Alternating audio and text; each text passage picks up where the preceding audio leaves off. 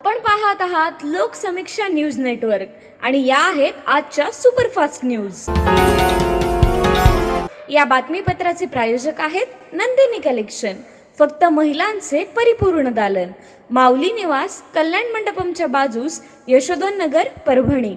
नमस्कार, मी प्रभू Dipke Loksamiksha news network मध्ये आपलं स्वागत करतो। आपण पाहत आहात परभणीचं एकमेव बातमीपत्र Loksamiksha superfast. Red Apple exclusive MIDC परिसर, परभणी। ईद ए मिलादुन्नबी निमित्त आज परभणी शहरातून भव्य असा जुलूस काढण्यात आलाय। शहरातल्या हजरत बिलाल मस्जिद ग्रँड कॉर्नर येथून हा जुलूस काढण्यात आला। यामध्ये मोठ्या संख्येनं युवकांनी सहभाग नोंदवला। ईद ए मिलादुन्नबी निमित्त गेल्या 25 वर्षापासून शहरातून जुलूस मिरवणुकीचं आयोजन करण्यात येतं। यावर्षी 16 सप्टेंबर रोजी ईद ए मिलाद आणि 17 सप्टेंबरला गणेश विसर्जन असल्यामुळे जुलूस ए मिलादुन्नबीचं आज 20 सप्टेंबर रोजी आयोजन करण्यात आलं होतं। आज दुपारी शुक्रवारच्या नमाज नंतर 2:30 वाजता हजरत बिलाल मस्जिद ग्रँड कॉर्नर येथून हा जुलूस काढण्यात आला। या भव्य जुलूस मिरवणुकीचा समारोप शहरातल्या ईदगाह मैदानावर करण्यात आला। यावेळी कमिटी अध्यक्ष मौलाना रफीउद्दीन अशरफी, राष्ट्रवादीचे शहर जिल्हाध्यक्ष जाकीर अहमद खान, सय्यद अब्दुल कादर, साजिद अली, सय्यद गाजी जावेद, मौलाना अब्दुल रहमान कादरी, हाजी खलील देशमुख, सिकंदर कोठारी, सईदुद्दीन अन्सारी आदींसह शहरातील मोठ्या संख्येनं नागरिक या जुलूसमध्ये सहभागी झाले होते। तर हिरव्या पताका घेऊन मोठ्या संख्येनं युवकांनी आपला सहभाग नोंदवल्याचं दिसून आलं। गेल्या काही दिवसापासून विश्रांती घेतलेल्या वरुणराजानं आज परभणीत जोरदार हजेरी लावली आहे। दुपारी 4 वाजेपासून जवळपास 1 तासभर हा पाऊस बरसलाय। परभणी शहरासह परिसरात आणि जिल्हाभरात या पावसानं हजेरी लावली आहे। गेल्या काही दिवसांपासून तापमानात वाढ झाली होती, तर आज झालेल्या या पावसामुळे वातावरणात गारवा निर्माण झालाय। दरम्यान आज शहरातल्या सखल भागात पाणीच पाणी साठल्याचं दिसून आलं, तर वसमत रस्त्यावर अनेक ठिकाणी 2 ते 3 फूट पाणी जमा झाल्याचं, त्यामुळे वाहतूक खोळंबल्याचं देखील दिसून आलं। जिंतूर तालुक्यातल्या दुधगाव परिसरात अतिवृष्टीमुळे करपरा नदीचं पाणी थेट शेतीमध्ये घुसल्यानं बहुसंख्य शेतकऱ्यांच्या पिकाचं अतोनात नुकसान झालं।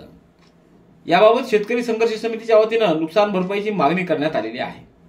दुधगाव महसूल मंडळासह जिंतूर तालुक्यात 31 ऑगस्ट रोजी अतिवृष्टी झाली होती। अति जास्त पावसामुळे करपरा नदी नाल्या व ओढ्यांना व त्याच्या काठावरती असलेल्या शेतजमिनी खरडून गेल्या आहेत। अनेक वेळा नैसर्गिक आपत्ती झाल्यानं शेतकरी कायमच अडचणीत राहिलेला आहे। त्यामुळे या अतिवृष्टीतून शेतकऱ्यांना बचावण्यासाठी तात्काळ पंचनामे करून त्यांना तातडीने मदत द्यावी अशी मागणी या भागातील शेतकऱ्यांनी जिंतूरच्या तहसीलदारांकडे निवेदनाद्वारे करण्यात आली आहे। दरम्यान या आंदोलनामध्ये पारंपरिक गोंधळ व लोककला देखील सादर करण्यात आल्या।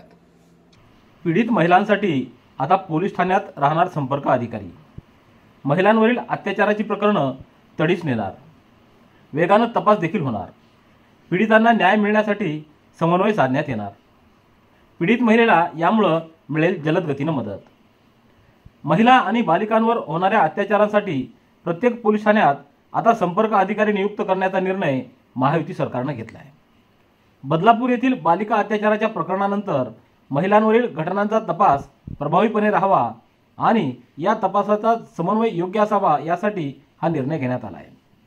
पीडित महिलांवरील अत्याचाराचे गुन्हे पोलीस ठाण्यांमध्ये नोंदले जातात, त्यानंतर पीडित महिला एकटीच न्यायासाठी संघर्ष करत राहते। त्या संदर्भात दोषसिद्धीचा टक्का कमी राहिलेला आहे। ही वस्तुस्थिती बदलण्याचा निर्धार महायुती सरकारनं घेतला आहे। महायुती सरकार पीडित महिलांच्या न्यायासाठी कटिबद्ध। जिंतूर तालुक्यातल्या कौसडी इथं 15 वर्षीय मुलावर वानरानं हल्ला केल्याची घटना घडली आहे। या घटनेनंतर संबंधित मुलाचा उपचारासाठी रुग्णालयात दाखल करण्यात आलं होतं। त्या ठिकाणी त्याच्या नाकावर शस्त्रक्रिया करण्यात आली आहे। या घटनेनंतर वन विभागाला याची माहिती दिल्यानंतर वन विभागानं गावामध्ये पिंजरा लावत त्या माकडाला ताब्यात घेतलंय। या कामी सहाय्यक वन संरक्षक ढगे व परिक्षेत्र अधिकारी ऋषिकेश चव्हाण यांच्या मार्गदर्शनाखाली अधिकारी युवराज शिंदे, वनरक्षक RD खटिंग, वन कर्मचारी लक्ष्मण राठोड, चालक श्याम भरणे यांनी ही कारवाई केली। तर पिसाळलेल्या वानराला पकडण्यासाठी गावातील शेख नईमुद्दीन, मुजाहिद कादरी, संदीप पांझडे, शेख महबूद, शेख जाकीर, अमन शेख, शंकर वडवाने, प्रकाश लोखंडे आदींनी सहकार्य केलं। परभणी तालुक्यातल्या पिंगळी कोथळा इथं निसर्गाच्या झालेल्या अवकल्पेमुळे शेतकरी पूर्णपणे नागावला असून शेतात उभं असलेलं पीक पूर्णपणे वाया गेले। पिंगळी कोथळा शिवारातील शेतकऱ्यांनी आपल्या सोयाबीनच्या पिकावर रोटावेटर फिरवून शेकडो एकर सोयाबीनचं पीक नष्ट केलंय. गुडघे दुखत आहेत? आता काळजी नको. आयुर्वेदिक उपचाराने गुडघ्यावर उपचार करा आणि जगा आनंदी आयुष्य. बालाजी आयुर्वेदिक निसर्गोपचार केंद्र, तलाठी कार्यालयाच्या पाठीमागे, वसमत रोड, परभणी. संपर्क डॉक्टर गोविंद कामटे. मोबाईल क्रमांक 9923300914. दिव्यांगांच्या हक्काचा 5% निधी वाटप, दिव्यांग निराधार परित्यक्त्या व विधवा भगिनींसाठी घरकुलामध्ये प्राधान्य मिळावं, ग्रामपंचायतीचा 5% दिव्यांग निधी खर्च न करणाऱ्या ग्रामसेवकावर कारवाई करावी, तसंच दस्तापूर येथील MRAGS व घरकुल घोटाळ्याची चौकशी करावी या मागणीसाठी 18 सप्टेंबर पासून पूर्णा पंचायत समिती समोर प्रहार जनशक्तीच्या पदाधिकारी व दिव्यांगांच्या प्रश्नांवर शिवहार सोनटक्के, पवन जोगदंड, सिद्धेश्वर आगलावे, विठ्ठल जोगदंड, बाबाराव देशमाने, रामभाऊ गाडेकर, प्रकाश शिंगारे, उत्तम सोळंके यांनी आमरण उपोषण सुरू केलं होतं. उपोषणाच्या आजच्या तिसऱ्या दिवशी प्रशासनाच्या वतीनं पंचायत समितीचे गटविकास अधिकारी यांनी उपोषणस्थळी भेट देत उपोषणकर्त्यांसोबत चर्चा करून त्यांच्या सर्व मागण्या मान्य केल्याचं लेखी पत्र दिल्यानंतर हे उपोषण सोडवण्यात आलंय.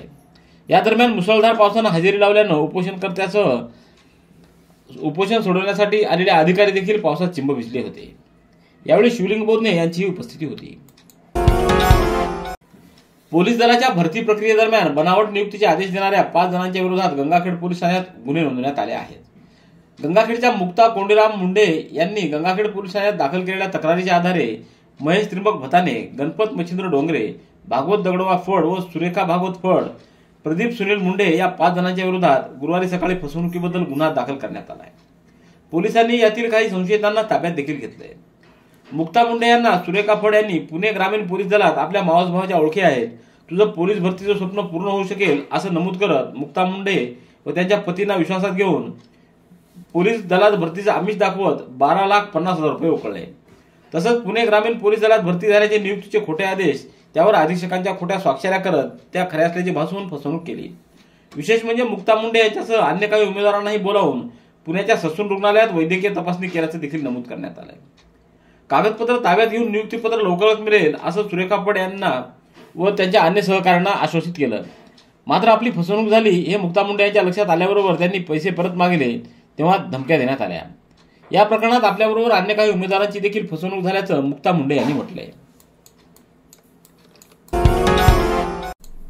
बालरंगभूमी परिषद मुंबईच्या वतीनं बालरंगभूमी परिषद परभणी शाखेद्वारा जल्लोष लोककलेचा हा महोत्सव 22 सप्टेंबर रोजी सकाळी 11 वाजता वैष्णवी मंगल कार्यालय नांदखेडा रोड इथं संपन्न होणार आहे. यासाठी बालरंगभूमी परिषदेच्या मध्यवर्ती शाखा अध्यक्षा तथा चित्रपट अभिनेत्री नीलम शिर्के सामंत या परभणीला येत आहेत. महोत्सवाच्या स्वागताध्यक्षपदी प्रथम महापौर प्रताप देशमुख यांची निवड करण्यात आली असून व्यासपीठाला गोंधळ महर्षी राजारामबापू कदम यांचं नाव देण्यात आलंय. या कार्यक्रमासाठी नीलम शिर्के यांच्या समवेत प्रताप देशमुख, डॉक्टर संप्रिया पाटील, डॉक्टर संध्या दुधगावकर, सतीश लोटके, शैलेश गोजमगुंडे, आसिफ अन्सारी, अनंत जोशी, संतोष धारासुरकर, अनिकेत सराफ आदींची उपस्थिती राहणार आहे. महिलांनी स्वतःच्या कलागुणांना वाव देत आपली स्वतःची वेगळी ओळख निर्माण करण्यासाठी बचत गटांच्या माध्यमातून वस्तू उत्पादित करून विक्री कौशल्य आत्मसात केलं पाहिजे. परभणीचा पैसा परभणीतच खेळल्यास येथील छोटे छोटे गृहउद्योग वाढण्यास मदत होईल असं प्रतिपादन यशस्विनी महिला उद्योजका संस्थेच्या अध्यक्षा डॉक्टर संप्रिया पाटील यांनी केलंय. आमदार राहुल पाटील यांच्या पुढाकारातून यशस्विनी महिला उद्योजकीय संस्था यांच्या वतीनं महिला बचत गट व महिला गृहउद्योजका यांनी उत्पादित केलेल्या वस्तूंची विक्री व प्रदर्शन जागृती मंगल कार्यालयात 20 ते 22 सप्टेंबर या कालावधीत सकाळी 10 ते रात्री 9 वाजेपर्यंत आयोजित करण्यात आला आहे. याचा शुभारंभ जिल्हा परिषदेच्या मुख्य कार्यकारी अधिकारी नतीशा माथुर यांच्या हस्ते आज करण्यात आला. यावेळी डॉक्टर संप्रिया पाटील, प्रीती धैर्यशील जाधव, अंबिका डाळे, विमल डोंगरे, वंदना कदम, द्रौपदी जावळे, कीर्ती कदम, कीर्ती चौधरी, कविता नांदुरे, वैशाली खांडे, सुचिता गिरी, शमा चांडक, मीरा कवळे आदींची उपस्थिती होती. परभणी शहर महानगरपालिकेच्या वतीनं जिल्हास्तरीय शालेय फुटबॉल स्पर्धा 2024-25 अंतर्गत 20 सप्टेंबर रोजी डॉक्टर झाकीर हुसेन महाविद्यालय इथं फुटबॉल मैदानावर आयोजित 14, 17 आणि 19 वर्ष वयोगटातील मुले मुली व यांच्या फुटबॉल स्पर्धेचं उद्घाटन करण्यात आलं. यावेळी सहाय्यक आयुक्त प्रज्ञावंत कांबळे यांच्यासह मोहम्मद इक्बाल, राजकुमार जाधव, शेख मुजाहिद, नरेंद्र गवळी, रवी उबाळे, आदिल खान, काजल भुसारे, सय्यद माजिद, बाशीर अहमद आदींची उपस्थिती होती. दसरा आणि दिवाळीनिमित्त होणारी प्रवाशांची गर्दी लक्षात घेऊन दक्षिण मध्य रेल्वेनं औरंगाबाद, जालना, परभणी, नांदेड, भोकर, हिमायतनगर, किनवट, आदिलाबाद मार्गे पुणे करीमनगर पुणे विशेष गाडीच्या 8 फेऱ्या मंजूर केल्या आहेत. याबाबतची माहिती दक्षिण मध्य रेल्वेच्या नांदेड येथील जनसंपर्क विभागाने दिली आहे. Red Apple furniture, smart furniture for smart people. Exclusive Parbhani शहरातील भव्य शोरूम रेड ॲपल एक्सक्लुझिव्ह, भारतातील स्मार्ट फर्निचर ब्रँड आता आपल्या परभणी शहरामध्ये. हो, आता आपल्या परभणी शहरामध्ये. या अंतर्गत ऑफिस, बेडरूम, डायनिंग, लिव्हिंग इत्यादी प्रकारचे फर्निचर आपणास मिळेल. Bedroom set, bed, dressing table, sofa set, कपाट, डायनिंग टेबल टीपॉय आणि स्टील फर्निचर इत्यादी सर्व प्रकारचे फर्निचर तेही आकर्षक किमतीमध्ये उपलब्ध आहे. एक वेळ अवश्य भेट द्या. रेड ॲपल फर्निचर, MIDC परिसर, भारतीय स्टेट बँकेच्या जवळ, परभणी. मागील काही दिवसांपासून शहरासह जिल्ह्यात डेंग्यू व चिकुनगुनिया या कीटकजन्य आजारांमध्ये वाढ होत असल्याच्या पार्श्वभूमीवर महापालिकेच्या वतीनं शहराच्या विविध प्रभागात धूर फवारणी करण्यात येते. तसंच कर्मचाऱ्यांच्याद्वारे नागरिकांच्या घरी जाऊन पाणी साठ्याची तपासणी केली जाते. कीटकजन्य आजाराबाबत त्यांना माहिती देण्यात येते. तर महापालिकेच्या आरोग्य विभाग आणि नागरी हिवताप योजनाच्या कर्मचाऱ्यांच्या मार्फत घरोघरी जाऊन पाणीसाठे तपासून दूषित पाणी साठ्यांमध्ये टेमिफॉस हे अळीनाशक औषध टाकण्यात येत आहे. परभणी शहर महानगरपालिकेच्या हद्दीतील उत्पन्नाचे स्रोत असलेल्या गुंठेवारी भूखंड मालमत्तेची सर्व अधिकारपत्र, करारनामा, नोटरीच्या कागदपत्राच्या आधारे कर विभागानं नवीन घरपट्टी व कर आकारणी आयुक्तांचे आदेश नसताना कर विभागाच्या वरिष्ठांनी तोंडी आदेशान्वये मागील 2022-23 या 2 वर्षापासून नवीन मालमत्तेची नोंदणी, नाव दुरुस्तीचं कामकाज थांबवलेलं आहे, अशी माहिती जनमाहिती अधिकारातून समोर आली आहे. परभणी शहरात जवळपास 60% गुंठेवारी भूखंड जमीन खरेदी विक्रीचे मालमत्ता धारक आहेत. त्यांची नवीन घरपट्टी लागू करण्याचं काम थांबविलं. यामुळं महापालिकेचे लाखो रुपयाचं उत्पन्न बुडत असल्याबाबतचं निवेदन महापालिकेच्या आयुक्तांना मायनॉरिटी डेव्हलपमेंट ऑर्गनायझेशनच्या वतीने देण्यात आलंय. दी भाग्यलक्ष्मी महिला सहकारी बँक नांदेड या बँकेच्या परभणी येथील शाखेत गेल्या अनेक वर्षापासून सेवेत असलेल्या दोघांना कामावरून कमी करण्यात आल्यानं त्यांनी जिल्हाधिकारी कार्यालयासमोर आमरण उपोषण सुरू केलंय. पूर्ववत सेवेत सामावून घेतलं जाईल असं आश्वासन बँकेच्या संचालकांनी निवासी उपजिल्हाधिकाऱ्यांच्या दालना दिल्यानं उपोषणार्थींनी हे उपोषण मागे घेतले. यावेळी बँकेचे संचालक प्रभाकर महाजन, प्रशांत तीर्थे यांच्यासह उपमुख्य कार्यकारी अधिकारी राजेश देशपांडे, रमेश पर्रे आदींची उपस्थिती होती. बेरोजगार उमेदवारांना विविध क्षेत्रात रोजगार उपलब्ध करून देणं, स्वयंरोजगार करू इच्छिणाऱ्या उमेदवारांना अर्थसहाय्य प्रदान करणं, कौशल्य विकास प्रशिक्षणाच्या माध्यमातून उमेदवारांना रोजगारक्षम बनविणं यासाठी परभणी जिल्ह्यातील महाविद्यालयांमध्ये सुरू करण्यात येणाऱ्या आचार्य चाणक कौशल्य विकास योजनेचा शुभारंभ आज 20 सप्टेंबर रोजी दूरदर्शन प्रणालीद्वारे प्रधानमंत्री नरेंद्र मोदी यांच्या हस्ते करण्यात आला. परभणी, पालम, मानवत, जिंतूर, पूर्णा, गंगाखेड आणि सेलू तालुक्यातील महाविद्यालयांनी नोंदणी केलेल्या आचार्य चाणक्य कौशल्य विकास केंद्रांचा यामध्ये समावेश असणार आहे. वर्धा इथं आज आयोजित कार्यक्रमातून प्रधानमंत्री मोदी यांनी या योजनेचा शुभारंभ केला. परभणी तालुक्यातल्या धर्मापुरी येथील ब्लेसिंग कॉलेज ऑफ नर्सिंग इथं शुभारंभाच्या थेट प्रक्षेपणासाठी आयोजित कार्यक्रमास जिल्हाधिकारी रघुनाथ गावडे, कौशल्य विकास, रोजगार व उद्योजकता विभागाचे सहाय्यक आयुक्त प्र. खंदारे, संस्थेचे उपाध्यक्ष कपिल देशमुख, प्राचार्य डॉक्टर समीर शेख, दिनेश देशमुख, उमेद मिल्के आदींची उपस्थिती होती. रेड ॲपल एक्सक्लुझिव्ह, MIDC परिसर, परभणी. याबरोबरचे बातमीपत्र संपलं. पुन्हा भेटूया उद्याच्या सुपरफास्ट बातमीपत्रात. पाहत रहा लोकसमीक्षा. तुम्हाला हे बातमीपत्र कसं वाटलं याबद्दल आपली प्रतिक्रिया नोंदवा. दररोजचे अपडेट्स मिळवण्यासाठी लोकसमीक्षा चॅनलला सबस्क्राईब करा. धन्यवाद.